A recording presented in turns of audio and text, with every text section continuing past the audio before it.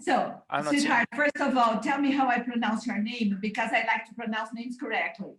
Okay, Yung Cohen. Yung. Yung. Yes. Do we pronounce the final G or no? Yes. Yes. Yung. Yung. Yes. Is it Yung. Korean, Yung? Yes, it's Korean.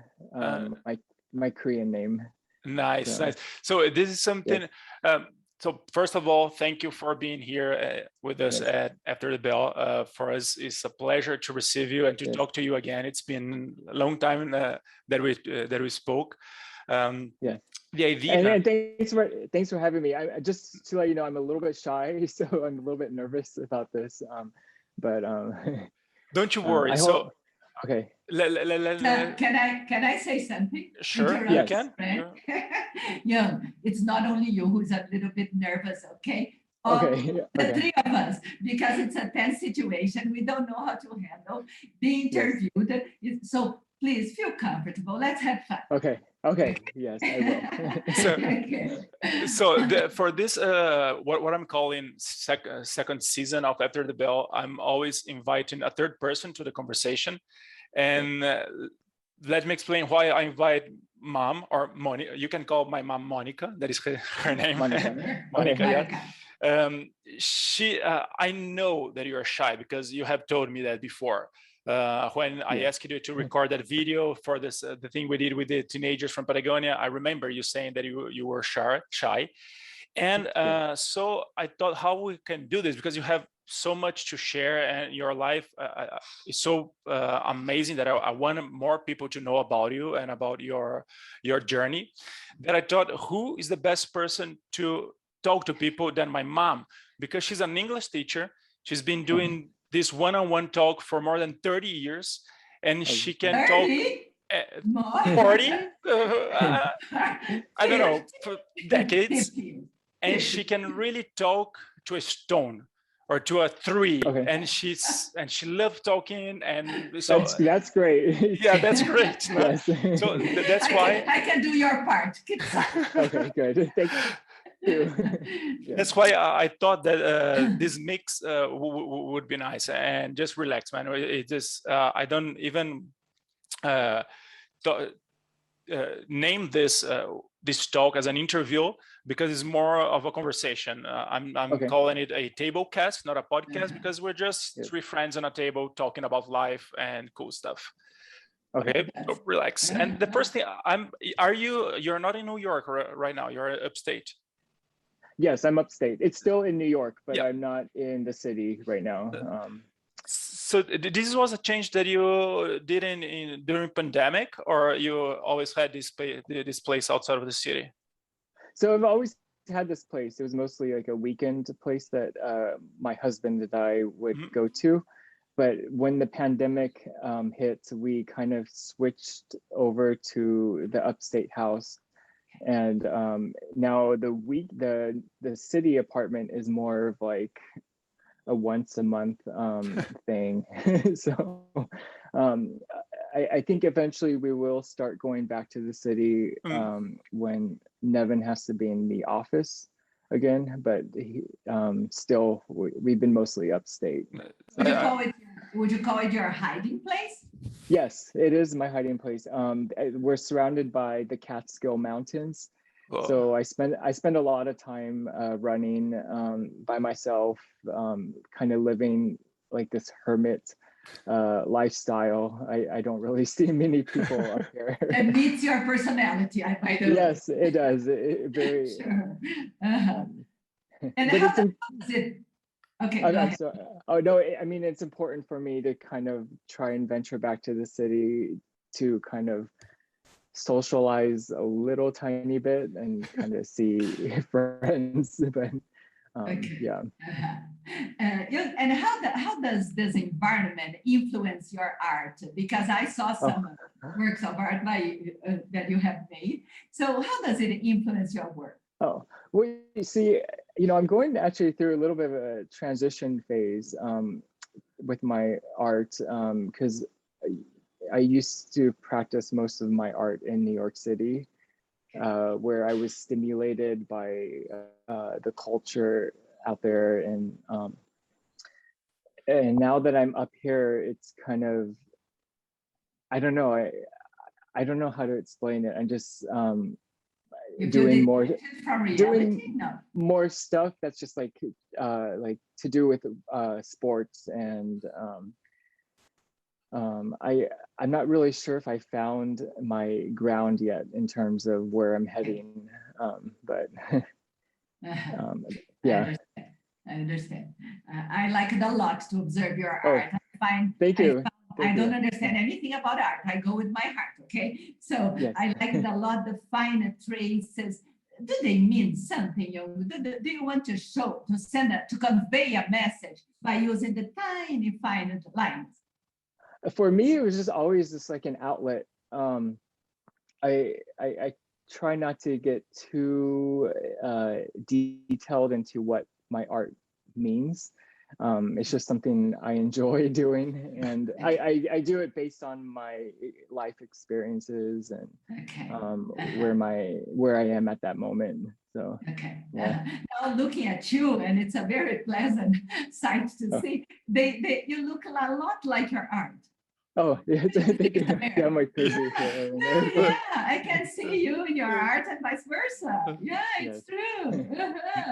That's so cool. And you just started, and you just probably the word that I'm seeking is you assume yourself as an artist not that long time ago. You used to work for regular companies for a whole amount of time. And it was during pandemic that you shifted and fully invested in your art as well. Yeah, well, I went to art school in New York, and I had like the companies that I worked for, I was still an artist for them. I used to create artwork for textiles and fabrics, but I've always wanted to kind of just illustrate for myself. And one of my big goals to do is to create a children's art book. So nice. that's my goal right now, that I've been starting to work on. So. Right, and this book for children, would it be writing the story as well, or just illustrating, and someone else would be writing the story? What is it? What it would be about? Both. My husband and I have been talking, and he kind of has helped me come up with a storyline for it. And like right now, we kind of finalized what we're going to do, but we want to do the first one I want to do is like it's like an alphabet book for vegetable Olympics, like. It's just, nice. like goofy fun stuff. So yeah. Light stuff. The word needs more. Yeah. I want to go back. I want to go back to the textile story. You told us that you worked for a textile company. Yes, it was a dress company, and I was creating their textiles for their dresses, like the like prints. So like can you elaborate more on this? Yung, tell me more. How is it from the step number one to the final product? How does it work? Because I am a lot in fashion. I love fashion. My daughter is a stylist. So tell me more how the process goes along.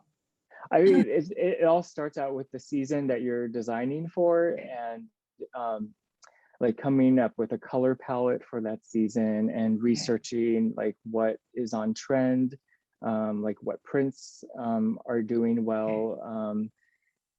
And then from there, we start creating the prints. Like you could either like illustrate it or paint it. I did most of the work on Photoshop and Illustrator and computer aided design.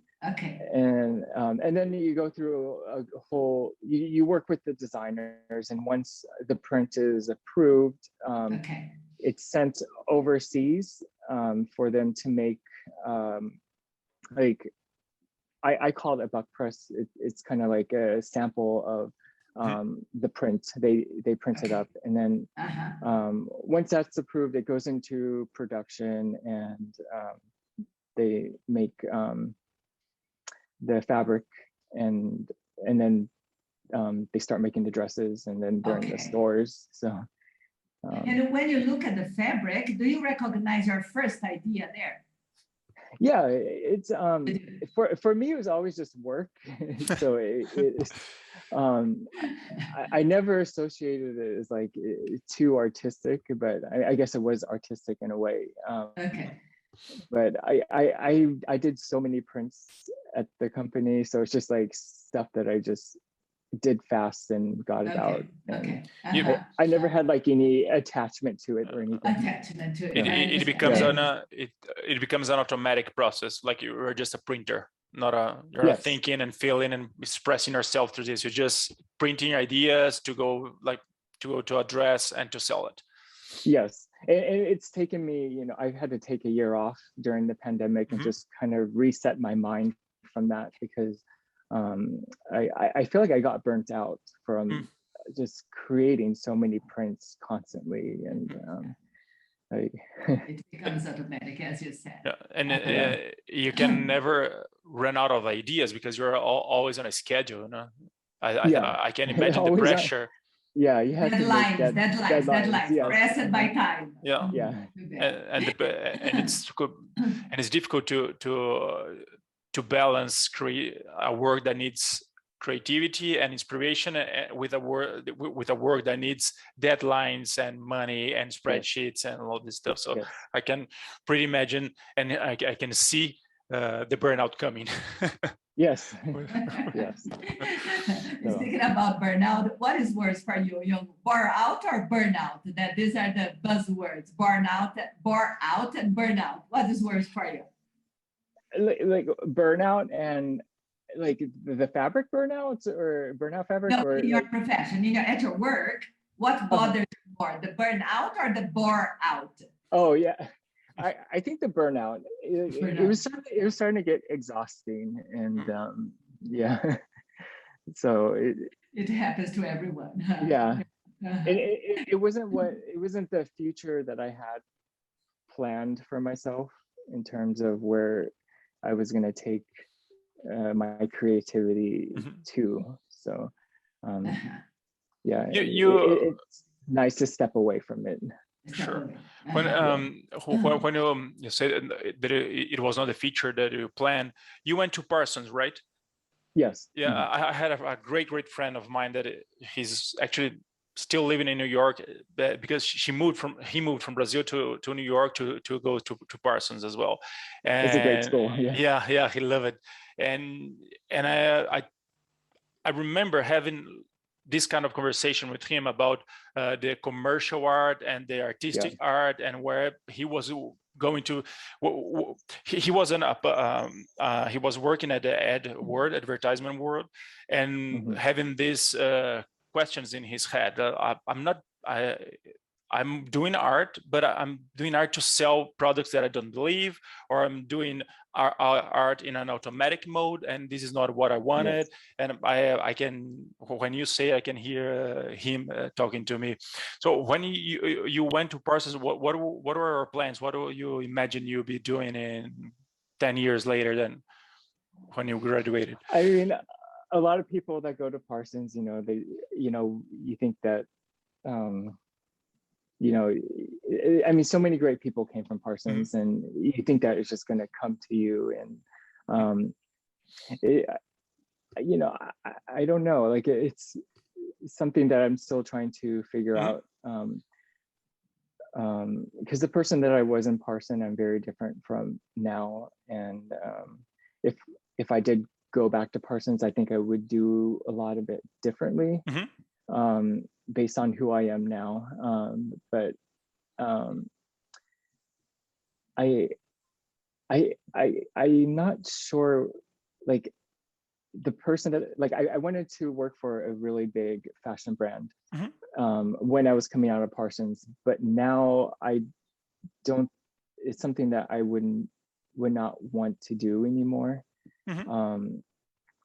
And I don't think I would study fashion again, but did you get disappointed? What? Did you get disappointed? Was there a big disappointment? No, there was I no. can feel something. No. I would love my education there. I you know I guess my hardest time coming out of there was paying off my student loans, and I finally paid them off. So now that I have that weight off my shoulder, I'm able to be a little bit more flexible in what I choose to do now, and I don't have to just like pick a job because I need to make a lot of money to pay bills. So I guess that's what shifted for me, and now I can focus on what I actually want to do now. And Good. yeah. I understand. At one point, you said, because of the person I am now. So I hope you don't mind my asking, who are you? Oh, I guess so. During my time at Parsons, I was heavily into drugs, and it kind of followed through me after I graduated. And I've been sober since 2013. So I've evolved from 2013 to now into, I guess I've kind of gone back to how I was before I started doing drugs, but I'm also merged it with the new person that I am. And my outlook on life is completely different now. Yes. What is lesson number one from this drug life, or quitting this drug life? What is your lesson number one? God, that's a good question.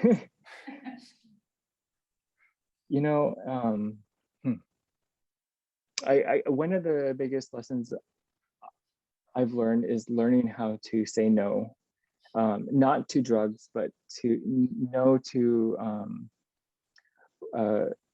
working hard, like working too. I like to work really hard, and I would do drugs, to stay awake. And I used to mix drugs with work a lot. It wasn't really a big party thing, even though it was also nice to party with drugs. But saying no and living a healthier, more balanced lifestyle is the lesson that I learned from everything. Yeah, have you never thought about writing books? Books for kids, perfect, but books for the teens, approaching this topic about how I got rid of drugs and the lessons you got. It would be interesting for the teens or the young people, or not? No, because I'm like the worst writer in the world. If somebody wrote the book, illustrate only. Maybe, but no, I never gave that any thought. And also, I don't view my life as interesting enough to write a book. But I mean, if anybody was ever interested, maybe. With the illustrations, you would be able to cooperate in this case. Yeah, I feel like the illustrations are a little bit less about me and just more about how I see the world and how you see the world and so on. Yeah, and just the joy of making illustrations. Like, I understand. Okay. I completely disagree that your life is not interesting. You have so many episodes of changes and bold moves that probably I kind of understand when you say that you don't feel them or don't see them as interesting, but they are bold, and bold is better than interesting. Interesting, an artist's life is interesting because it's different for our lives. They fly helicopters, they party every day, but you are a regular person with bold moves. For what I know about your life, that is not much, obviously. It has a lot of bold moves, and just I know I wouldn't say it's simple, but let me use the word simple, but probably it's not that. When you change your name, you assume your Korean background. I don't know if it was a coincidence or not. It was right I thought from my perspective, for social media, I realized that you changed your name like 1 year ago or something like that. And it was right when in America we were having a lot of mass shooting of Oriental people. Yeah. And I probably just the way I saw it, but I saw it. We are facing a lot of anger movements towards Oriental people. And this guy just changed his name from Chris, super American, to Young, super Oriental. Man, this is bold. Tell us how it was. I want to know. You know, so I have gone through this before. Actually, when I was a kid, I used to go by my Korean name, and kids used to tease me a lot because of it. I was probably one of the few Asians. I was one of the few Asians in my school, and even I didn't identify as being Asian because I just didn't have Asian people in my life. So I ended up switching my name to my middle name, which is more Americanized, just to kind of hide behind that. And I just went through life, you know, with that name. And I've always liked my Korean name. So after I got married, I decided, you know, after I like a lot of things happened in 2020 for me, and I just wanted to start over and kind of like embrace who I am, and so that's why I took back my name. And then all the things that started to happen after the election in 2020 with the Asian hate, stemming from some of the remarks that our previous president was making, and the coronavirus also kind of amplified a lot of hatred toward Asians. It's kind of my way of just saying, you know what, I'm here, I'm Asian, and you can deal with it. No harm. So I love being Asian, and that's who I am. Cool. And if someone has a problem with it, it's their problem. It's not your problem. It's not just my deal problem. with it. And, you said you had a few relationships or contact with a Korean. Why so? You didn't meet your grandma or? No. So my grandparents died in the Korean War. So my dad was an orphan in Korea, and that I don't have a big family, and my dad was the only connection that I had to my Korean side.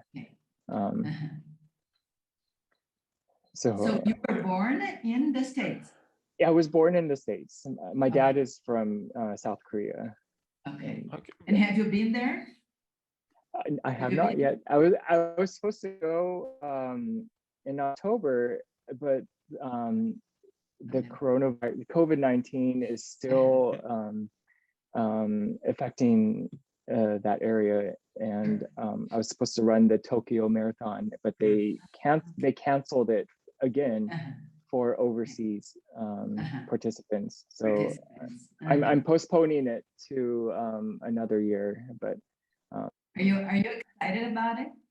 Yes, I am excited. So, but I mean, it wasn't until I went to Parsons though that I started to meet a lot of people from Korea, because there's a big Korean population that went to Parsons, and for me, it's very liberating to go to that school and get to know where I'm from and meet all these people from Korea. And it's important. I think our life story, our family, it tells a lot about who we are, what we want in life. It's determinant, right? Yes. Yeah.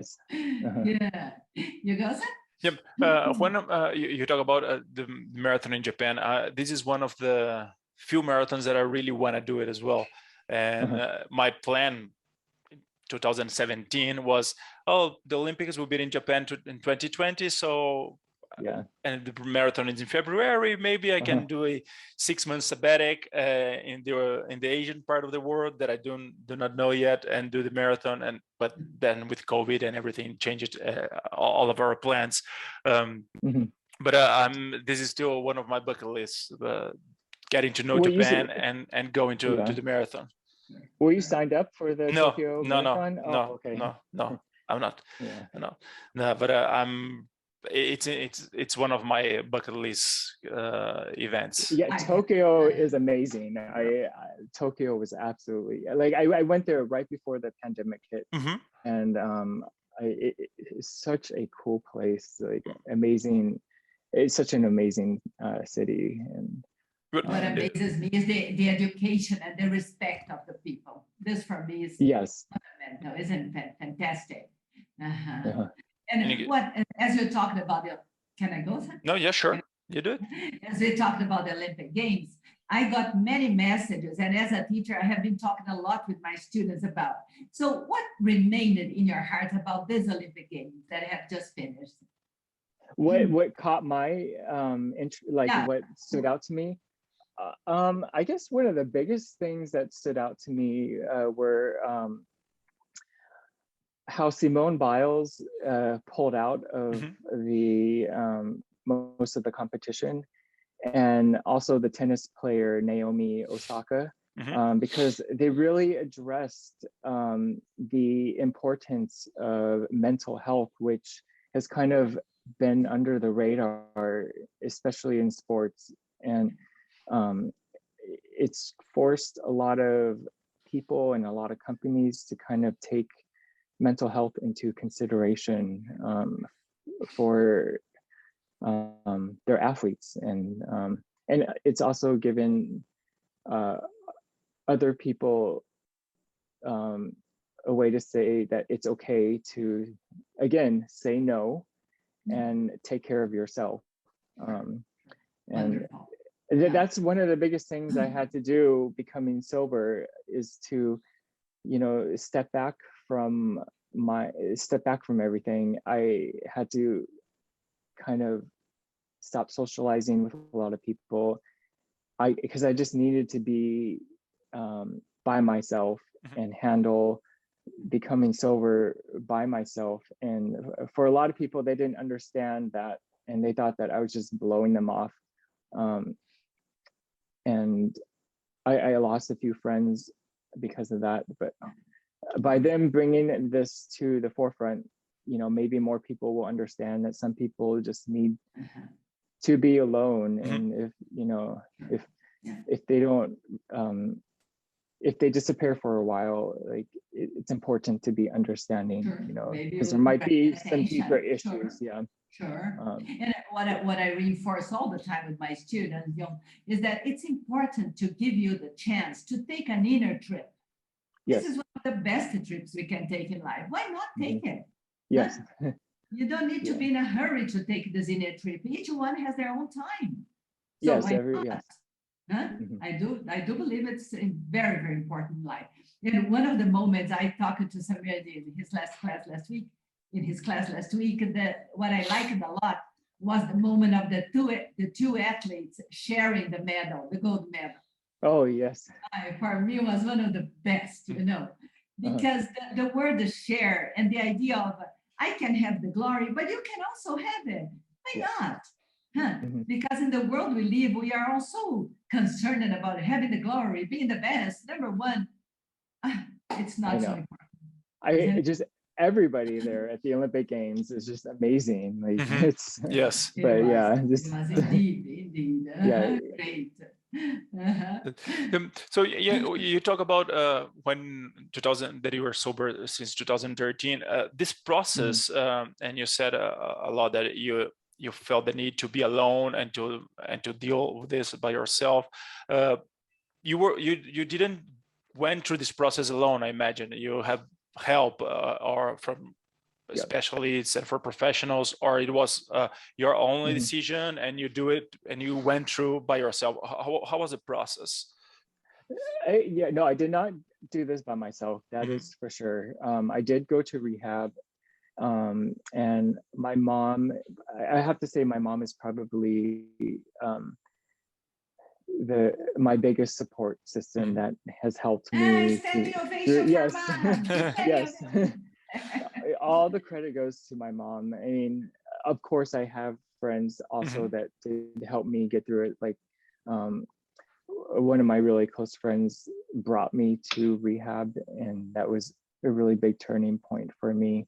And yeah, like it's yeah, there's been a lot of people throughout this whole journey that have helped me, from my coach to my husband Nevin, like, and to some of my very close friends. And that's when sports went through your life, or you were before 2013? We were already doing some running or biking or swimming or whatever. So I grew up as a runner in Arizona, and obviously I stopped running when I started doing drugs. And it wasn't until about a year after rehab that I went for my first run again. And that's when just everything clicked. Like I said, I kind of embraced some of the old me and let it transform me into who I am now. And like I started to learn how to swim after that, and it was just like a big snowball effect. And so then I did triathlons. Yeah. So and then I did Patagon. You said you started swimming. That your body answered quickly, Yung. Yes. So I was surprised how like quickly my body remembered how to run. Obviously running is my strongest of the three. And then I had no idea how to swim, so I got a swimming coach. And like my biggest goal was to do an Ironman in I think it was 2015 was my first Ironman that I did. And that was my goal. And then after I did the first Ironman, I was hooked, and I went through. Obviously, I have an addictive personality, so that was my addiction. Yeah. So, yeah. So everything you do to extremes. What? Yeah, extreme. Everything I do is extreme. Yes. Yes. I find so wonderful, son. Sorry, I find so wonderful. You are a triathlete, huh? Yeah. Marathon and so on. I find so wonderful when you pronounce, I learned how to swim. You learned how to swim. You did. That was hard. That was one of my that was a hard process, but it was really. It was worth it. Yeah. I'm still so hard. Just the breathing and like learning how to like do the motions, and I still don't understand it completely. I'm never the first one out of the water. I'm usually more near the middle of the pack. I have to rely on my biking and my running to catch up to everybody. I wish I was a little bit faster, but nowadays, when you are practicing or when you are participating in competitions, do you feel you are in your element? Yes, I am. I do feel like I am in my element, and I just love getting out there and just being outside in nature, and it's so good for your for me it's good for that and my depression. It's been a big thing. Yeah. You did an ultra marathon a couple of weeks or a month ago, right? It was 56 miles, something like that. 54 miles. 54 miles. I can imagine running for 54 miles. I love endurance sport, but I'm all about changing a little bit from time to time. So swim for 1 hour and something, bike for 6 hours, and run for 4 hours. I get it. I can do it. But just keep running and trail running that is what you did for, I don't know, 10 to 12 hours.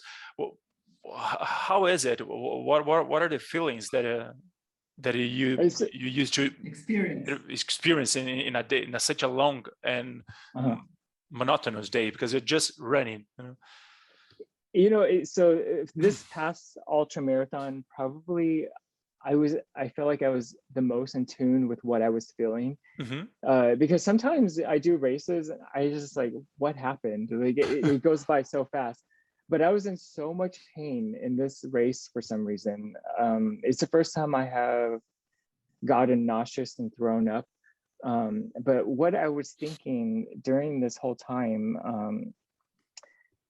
so what I have a cousin that's two cousins that are going through a lot right now with heroin, and one of them is was about to have her baby like a week later, and I was really upset about it. And also it was like I was reflecting on a lot of, you know, who I was, and you know, that could have been me not having the baby, but you know, on heroin and living the life that she's living. And I feel really bad for what she's going through, because I know how dark it is.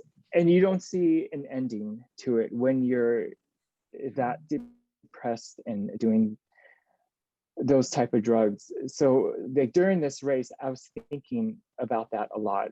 And I was thinking also a lot about how the emotions that I used to go through when I was on drugs, and like the pain that I was going through during that race will never compare to the pain that I was going through when I was on drugs. And that was just what kept me going through the ultra marathon.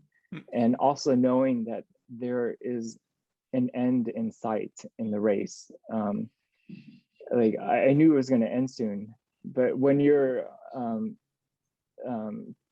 on drugs and stuff, you don't see that. And for me, it was just like a big celebration of being alive still, and being able to have pulled myself out from stuff like that. But I mean, that's what I thought about during this race, which was cool. Really interesting. This idea of no light at the end of the tunnel is one of the worst. Yeah, it is. As all the problems I have faced in my life, I always knew that there was some light at the very end of the tunnel. Now, when you're depressed or doing drugs and so on, there's no even tunnel. There's not a light at the end of the tunnel, not even a tunnel, huh? Yeah. I won't say I can't imagine, because I can't imagine. I will be honest.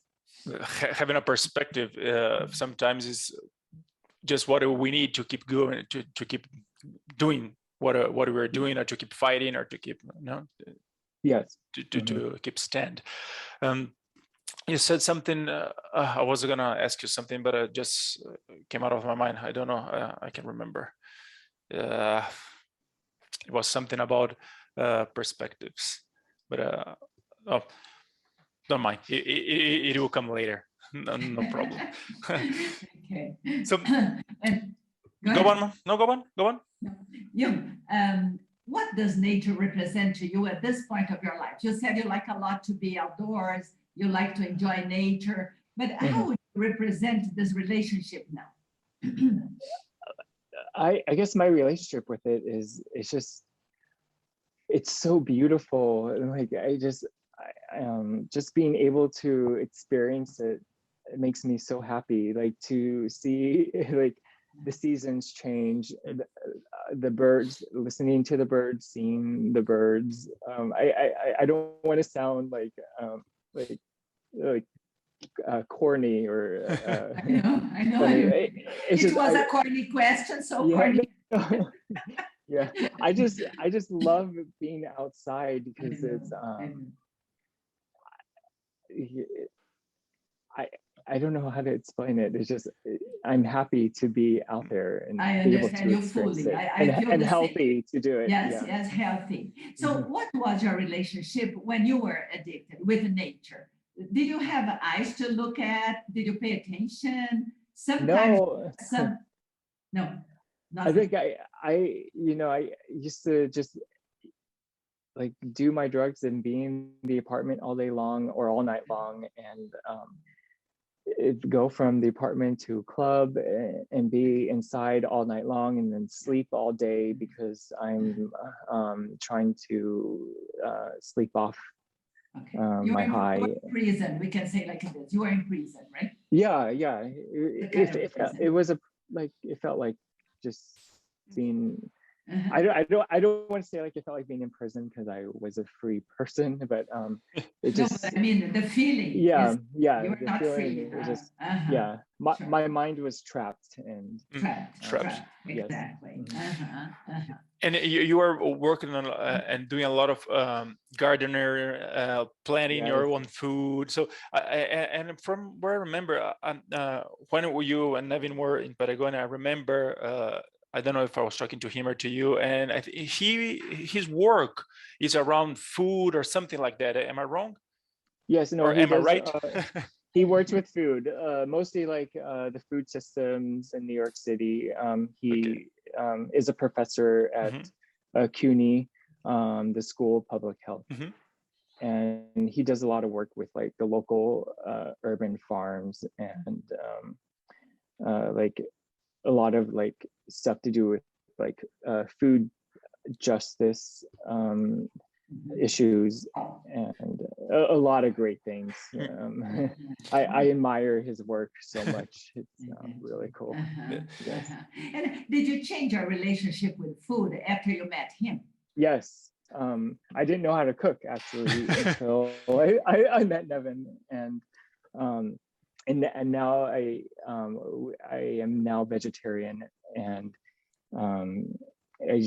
I've learned how to like have a relationship with food as opposed to just ordering in every night or putting something in the microwave and eating it, because food is also a very important aspect in terms of living a good lifestyle, and it really helps with that. Also helps with depression and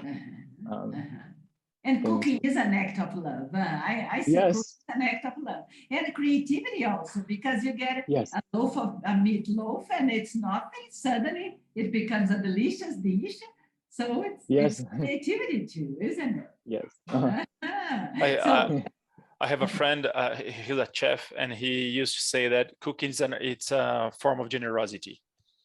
It's great cooking for people, and and there's just something about being able to go out to the garden and picking something and then bringing it upstairs and eating it. It's just something marvelous about it. Adventure. It's awesome. And do you plant lots? Do you have an orchard and a vegetable garden where you live? So that's one of the things I built during the pandemic. I built this huge garden downstairs, and I also planted an orchard. The peaches from the tree I planted last year are just we just had our first peach this week. And I started growing mushrooms. I inoculated the logs last year, and this week I was able to pull off my first mushrooms from the log, which was really, for me, I'm very proud of. Like that was my biggest accomplishment. So we see the movement of life when we plant, because it's nothing you plant, grow, you pick, it's the movement of life. Yes. Right? With the mushroom, you said that you inoculate the log 1 year ago. So I don't know anything about inoculating mushrooms. It's a year-long period. Every time you have to wait like 1 year to harvest. I don't know if to harvest is the right word for mushrooms. So I don't know a lot about it. I just know that like it's after inoculation, inoculating a log is you're putting the spores into the log, the bark still has to be on it. And it takes about a year for the mushrooms to take off and start growing. And the log should be good for about 4 years now. Okay. It'll continue to produce mushrooms, Wow, according nice. to YouTube videos that I've watched, whatever. I'm just shocked Why that it not? works. Everybody uses, So, why not? yes. Yeah. What's your favorite food nowadays as you are a vegetarian? Mushrooms. Mushrooms are my favorite food. Like I think they are amazing. All They're kinds like, of mushrooms. yes, like there's something about them, like, and they're super healthy. It's magic, isn't it? I Yeah, don't know. yeah, They remind me of dwarves. I don't know. When I look yeah, at mushrooms, many stories come to my mind. yeah. And you like to mix them with other vegetables and meat with other vegetables? Yes, I Meat. do. Yeah. Yeah, Oh, I usually put them in my salads, but salad. yeah, I usually just put some olive oil on them and roast them Okay. up and then put them in the Good. salad. Mom is a good cook. Yeah. Your mom a good cook? So she knows that. Okay. You know what? I'm sorry, Mom, but no. He was hesitant that he was going to say something. She knows. She knows. We're very She like, won't feel aware. offended. Yeah, no, she will not be offended. She knows that she's not a good cook. So She can learn from you and your husband. yes. Yeah. It's impossible to be good at everything. We are good at something, right? Yes. Okay, so you go. Cooking for me, it's almost like therapy. When I moved to Chile, and I think a little later, like 4 years ago, when I shifted my work to just 100% of my time working from home, I was able to cook all of my meals. And I used to say that one of my life goals was to plant or to breed everything that I eat. So I want to have control. Those crazy dreams that I have. I want to have control of all the process since the beginning to the. Obviously, it's never going to happen because I'm living in the city and I don't have yet plans to move. But spices you can grow. Yeah, the spices I can grow, but I like the process, and I think this talk a lot of with triathlon, because it's where the part of triathlon that I like is training, practicing, analyzing, try and error, do it again. So all this process, I can see similarity between the way I treat food and cooking with triathlon, and sometimes, and also with my personality, and something that I see in you as well. That the process is important. So the journey, let's focus on the journey. Let's see and feel what I'm doing, and not just do it because I need it, or because I had to, or because it's the autopilot. It's ordering me. It's telling me to do it. What is your process when talking about training and also life, but mainly about training? What is your process now that you're living not living in the city? How I know you're much more into trail running now, so it's easier for you. But how are you? What's your training process nowadays? Well, you brought up a very, very great topic, because triathlon, it really is amazing, as it forces you to really pay attention to your lifestyle and what you eat, because you want to feel. Triathletes are just insane because they just train so much, and you can't train that much unless you're doing things right. Otherwise, your body is going to tell you no. And like, I had to learn fast that what I put into my body really does make a difference. So like during my triathlon days, I would make my lunches, because I used to still work in the office, and I never paid attention to like calories or anything that I took in, but what I paid attention to was the type of foods that I would eat, and how I would know if I ate right. If I didn't, sometimes I would feel nauseous after my meals because I ate too much sugar usually, because my body had become so hypersensitive to what I put into my body. And I would know if I ate right, if I didn't feel nauseous, and two, if I woke up in the morning and felt great to go for my like 5 a.m. bicycle ride or run.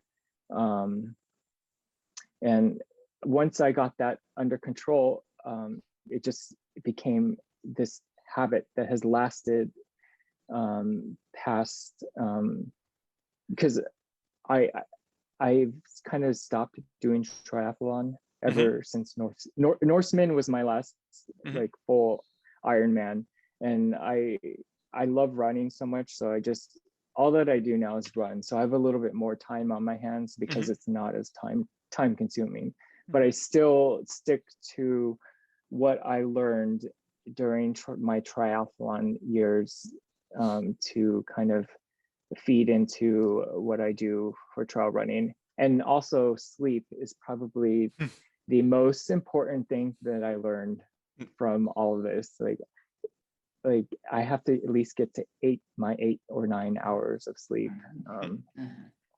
Yeah. Sleep is the most underestimated thing in life. It's the simple one, Yes. the simplest one, and the most underestimated. And I think it's because it's free. Yes. Us human beings like to pay for stuff. Take for granted, huh? You take for granted. Sleeping is free, and it's the best recovery tool that we have. Our And body knows what it needs to do. Whole culture that like you got to work hard and not sleep, and you're not working hard enough if you're able to sleep 9 hours. And like I think it's important to change that whole mindset. And exactly. There's something in Brazil. I don't know if it's, I think it's a book actually, and it's from an American, that it's called 4 a.m. or 5 a.m. club. That it's just a praise of people that awakes 4 a.m. or 5 a.m. I don't remember, and not because they were not in bed like 8 p.m. So they had their 8 hours. They were in bed like midnight or 1 a.m. And then they were wake up at 4 a.m., 5 a.m. just to read a book and to be part of this 5 a.m. club. That this is the some people sell this as the formula to success, to get up early, but you need to be rest to be successful. No? What is, again, the question, Yung, what is to be successful? It varies from person to person. What is your idea of success? To be happy, and to I don't know. I'm so carefree, and like I guess for me to be successful is just to be who you are, and being able to enjoy life as much as possible, and whatever that might be. As a teacher, I prepare many students for their thesis defense or lectures and so on. And most of them, not to say all of them, are very nervous 1 or 2 days before, and they say, oh, how can I do with my English?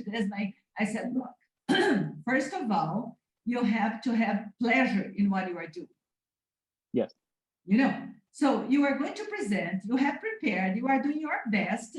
The rest can't matter, doesn't matter at all. So this pursuit of pleasure in the things, and that's exactly what I thought this morning when I woke up. I woke up 5:30 to come to give my first class at 7, and I said, I'm a little tense. I don't know what's going to happen. It's the first time somebody invites me, but I will put into practice what I have been telling my students all the time. Yes. Try to have pleasure and be yourself. And don't get me wrong, like there exactly also what's is, happening. Yeah, I mean, there also is pleasure though in doing good in what you do. So I mean, but usually both come hand in hand. If you really find pleasure in what you're doing, eventually you'll be really good that. But Well, because In my having classes, Samir knows, I always repeat, remember, I always repeat this sentence once I read, I love it. Try to find what you would do for free all your life, and then find a way to make money out of it.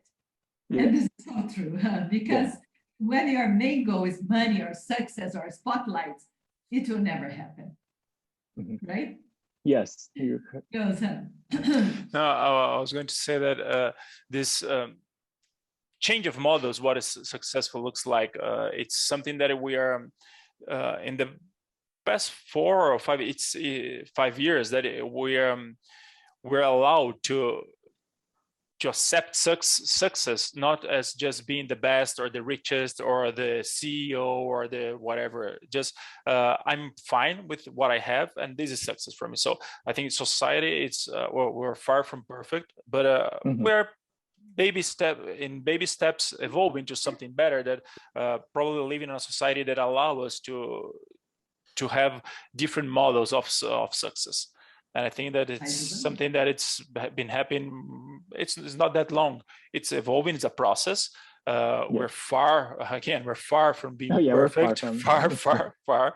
But when and again, talking about the Olympics, when at least this is being discussed. Yes, for sure. So when you say the Olympics, the best athletes in the world getting a step back and say, "Oh, I'm not fine. I need a time to myself."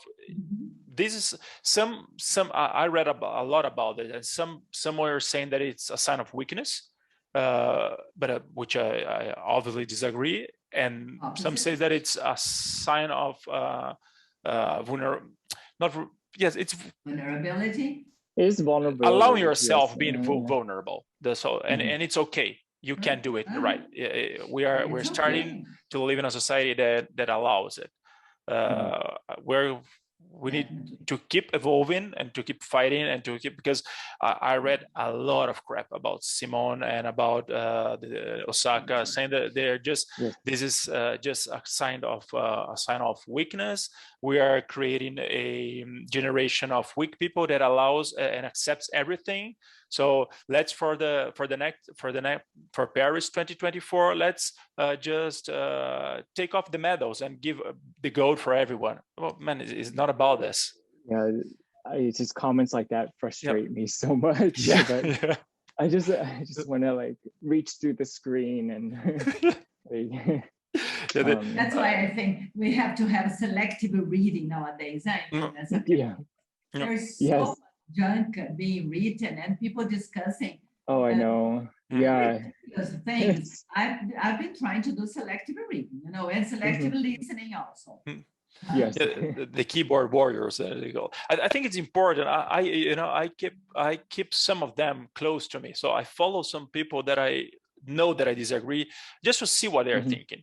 And just it's important to see what they're thinking. It is. Yeah, it's important because with all the algorithm and all of this stuff, we have it's good, but it's bad. As the bad part of it is that all these tools and social media, they just keep showing us what we agree and what we like, and this can maybe cause a kind of blindness on us. So just also, I think that this thing is that way, and look, everybody's saying the same, so I'm the right one. And I think it's good to read and to listen to different people and get out of the comfort zone. And these are confirmation bias that they say. I think we need to not get into it and just to listen, but it's hard to not get influence and to get really mad about dumb people writing dumb stuff. We're only human. So I feel your anger also when I read something. Man, you don't know what you're saying, no? I know. How do you see this polarized world we have been living in? Because it's black or white, gay, not gay, left or right. Well, how do you see it? For me, it's very sad. I have no tolerance for racism and just ignorance. that I have no tolerance for it, and I won't even try to like I try to sympathize with a lot of things, but I would never try and sympathize with or try to understand why somebody is that way. Okay. Yeah, it's just I have no tolerance for some of that. But I mean, in terms of the polarization, I think there's a lot of misinformation out there, and a lot of companies are not being held accountable for the misinformation that is being spread on their platforms. And I think as a society, we need to figure out a way to, there needs to be some accountability when it starts hurting families and kids and just people. Yeah, that's where I agree feel with about you. it. Fully agree with Yeah. you. Yeah. You talk about not being tolerant with racism. Yeah. This is a space that I don't talk from. I think I'm not allowed, but I don't have much to talk about it because I have never faced any situation, racism situation towards me, which I think it's the opposite to you. You probably have many stories and situations where people were racist with you. How not to react? What are your probably tools that I know you have to deal with it and not to react at the same level? Because if you react at the same level, you are just as stupid at the other counterpart. So two questions actually. How did you learn this, or from whom did you learn this, and what did you do? What do you do?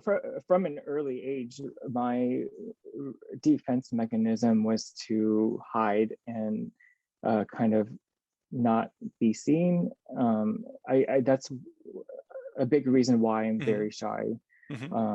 I didn't want to be noticed in school.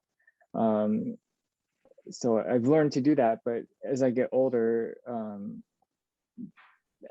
my mindset has changed. Now I'm more comfortable to be who I am. And if I come across somebody that kind of threatens, like who I am as a person, I just, like, it depends on the setting, but a lot of the time I just try and ignore it still.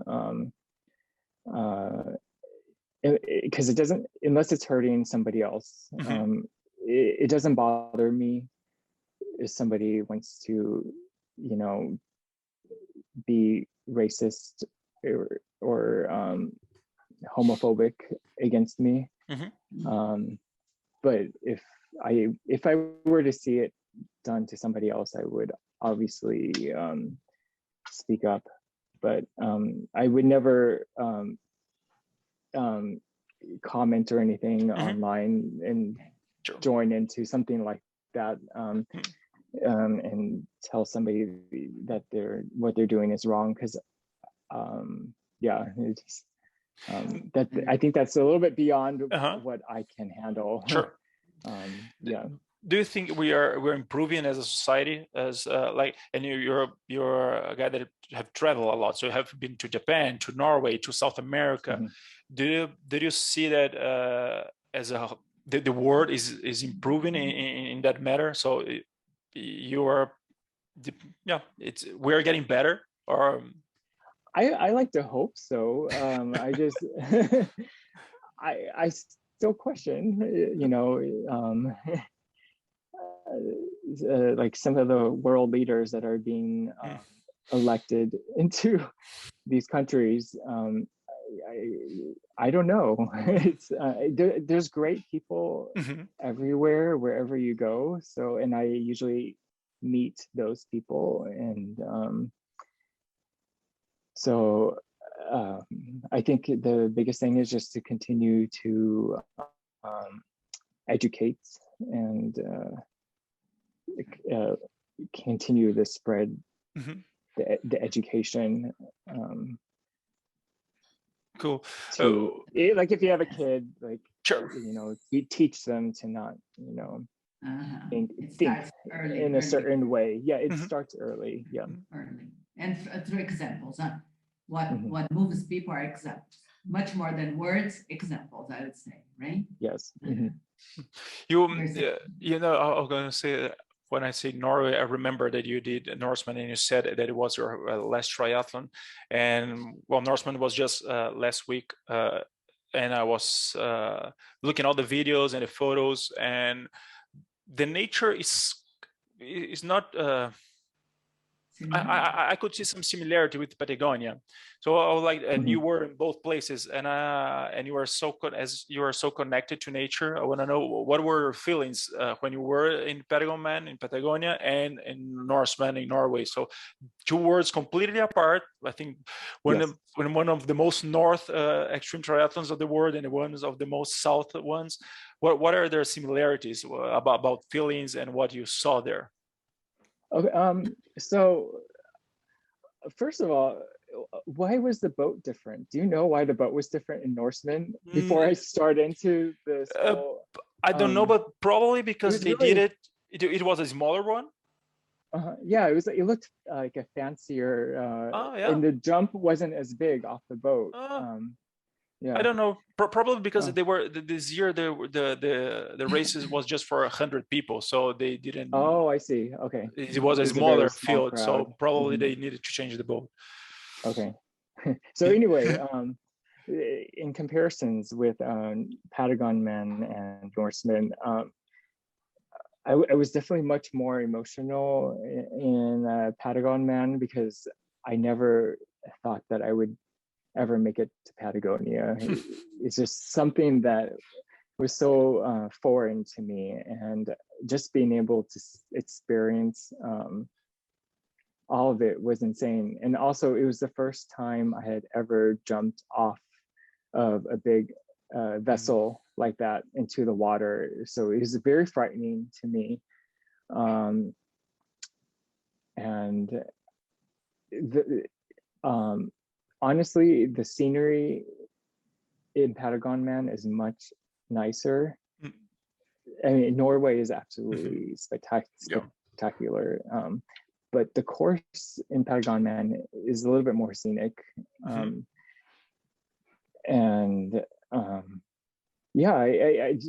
Man, I just had an amazing race out there. I loved every single second of it.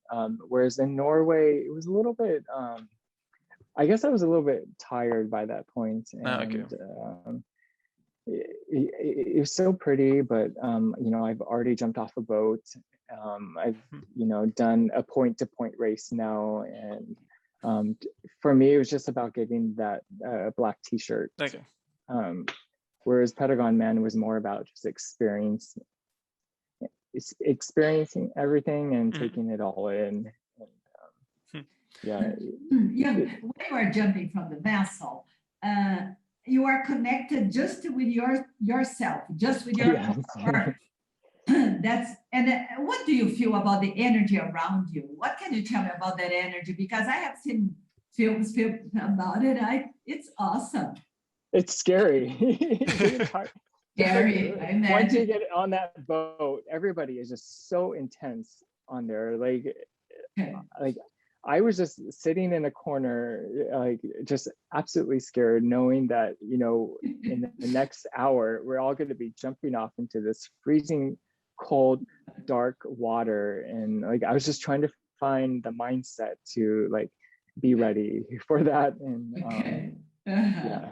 How tall is it from the place you jump to the sea?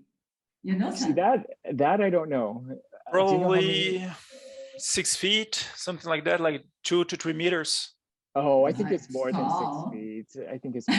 Yeah. 8. Was it? 6 or 7. It felt as if, it felt as It if. seems like 5 stories or something. No, it's not that high.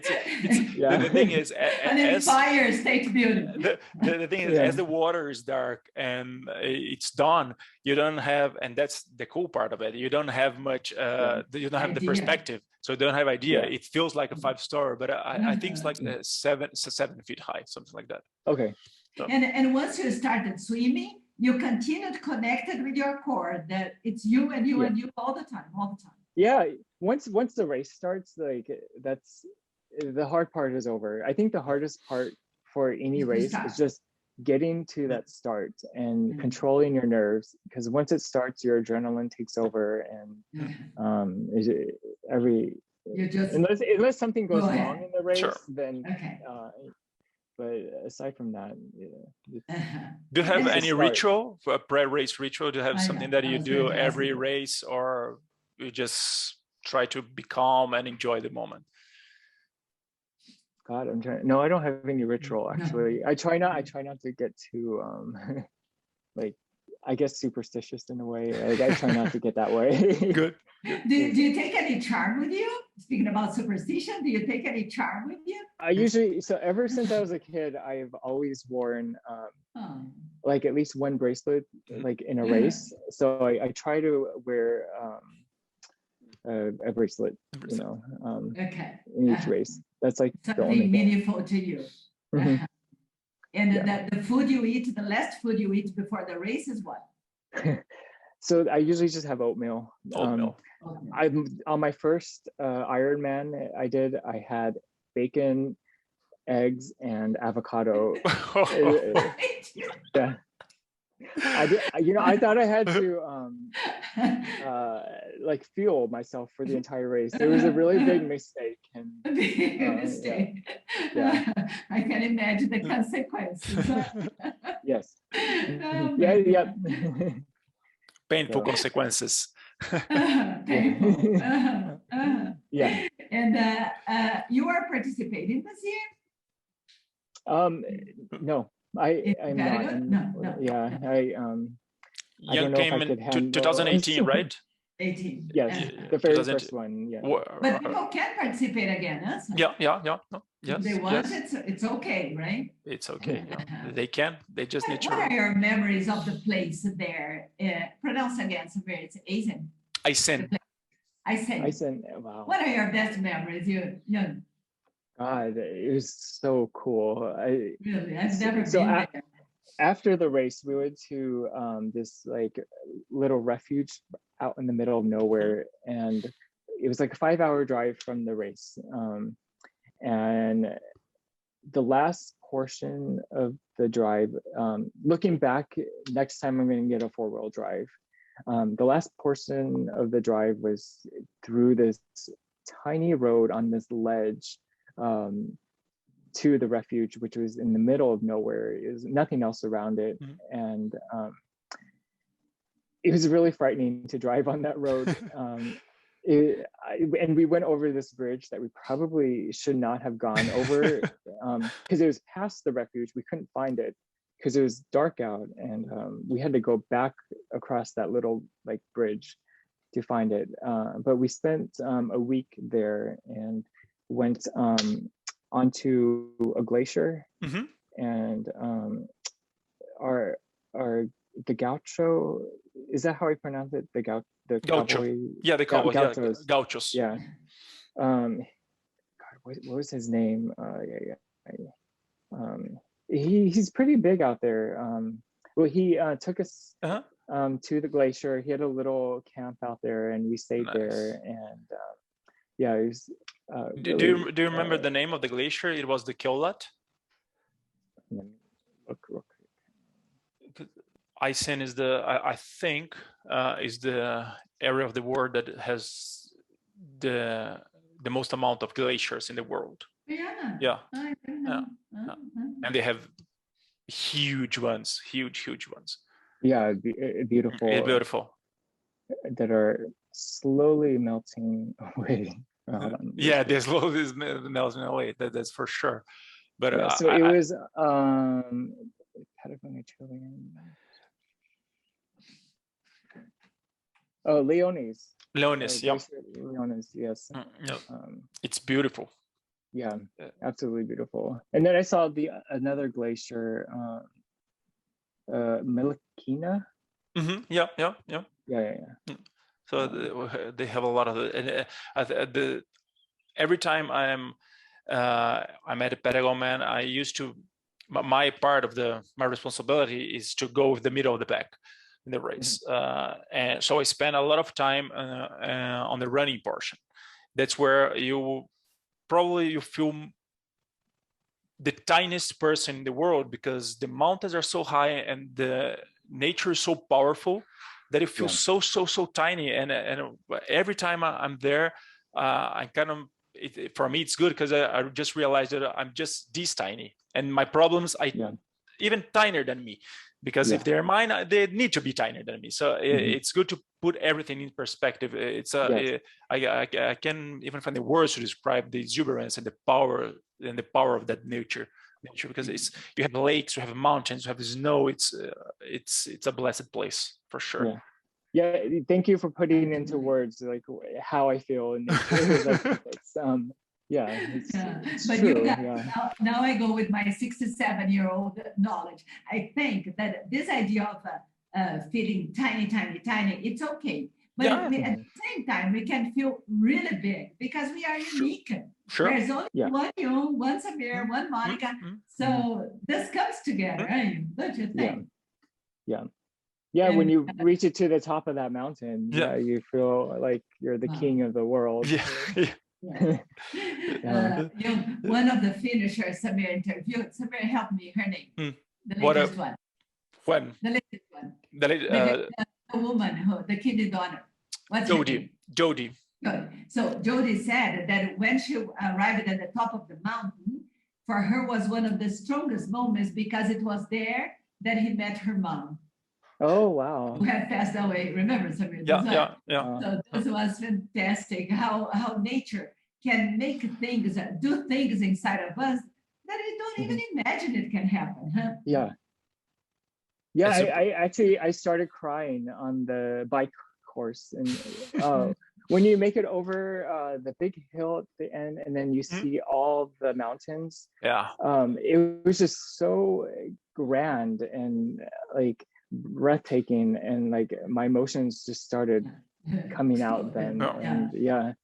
And I think, Yung, because I have had many eye problems, I am amazed at the fact that we can see. This part is so intense, because whenever I travel and I see wonderful places as you are describing, I keep imagining what a blessing it is to have two eyes to see. Yes. Isn't it? All our senses are fantastic, but this idea of being able to see, because the photograph keeps in your mind, you take to you forever. Your way of seeing things, right? And being able to taste too, like the delicious food, and the smells and everything. All the senses, all the senses. So, Yung, we're walking towards the end of our conversation, because I know I can really keep talking with you guys for hours, but I like to keep our conversations around an hour and a half, so our listeners can say, "Oh, I wanted more." I think it's better to live with the sense of I wanted more, that I don't want it anymore. So I just want to ask you if there's something that you want to talk to people that are listening to us, because we are. As I said, this season we are changing a little bit the focus of our conversation. For the first one last year, I interviewed more than 20 people, and we talk a lot about Patagonia, a lot about racing, a lot about sports. And now I'm more interested in our slogan is who they really are after the bell. So I want to. So that's why our conversation is not based on anything. It's just a conversation, and try to see the way people think and what people think about a topic, good stories. So it's not as sportive as it was last year. So is there something that you want to talk to our audience, or a message, or nothing, or just? Well, I think that's great that the you're stage is starting. yours. Yeah, I think it's great that you are digging into, you know, the mindset of the athletes, because every single athlete that I have met has such an amazing story to talk about, and that's the reason why they are doing these amazing events. Anybody who does Patagon, man, I mean, it's not just because, you know, they like to casually go for a run. There's something that drives them, and by bringing that to the forefront for people to know, I think it's great, because it'll give more people a chance to connect with other people, like in terms of you know, like in terms of inspiration and stuff like that. And yeah, I just I guess the only thing I can say is, like, triathlon is amazing, and it has been such a life-changing sport for me. So it's thank you for letting me share some of my story with you. I feel honored to be on here, and thank you. I thank you. I'm really, I don't know, I'm really pleased and lucky to have the opportunity to talk to such amazing people and to get to know amazing people through my journey. So thank you very much for your time, and for besides being shy, being here and talking, it was really, really nice. I have an amazing hour. Thanks, Mom, to join us. Yes, you were wonderful. Nice meeting you. I want to thank Samir for the invitation, and I want to thank you for having added it to my life. Yes, you know, thank you. I have seen a lot, I have learned a lot, but you added to my life, definitely. And you are a wonderful, wonderful guy. Thank you very much. Okay. And kiss your mom for me, okay? Okay, I will, definitely. So. Okay. So that, thanks, Send my regards to Nevin. Have a good one. Yes. Wonderful. Okay. Bye-bye. Bye, everyone. Bye-bye. Thank you. Bye. See ya. Bye.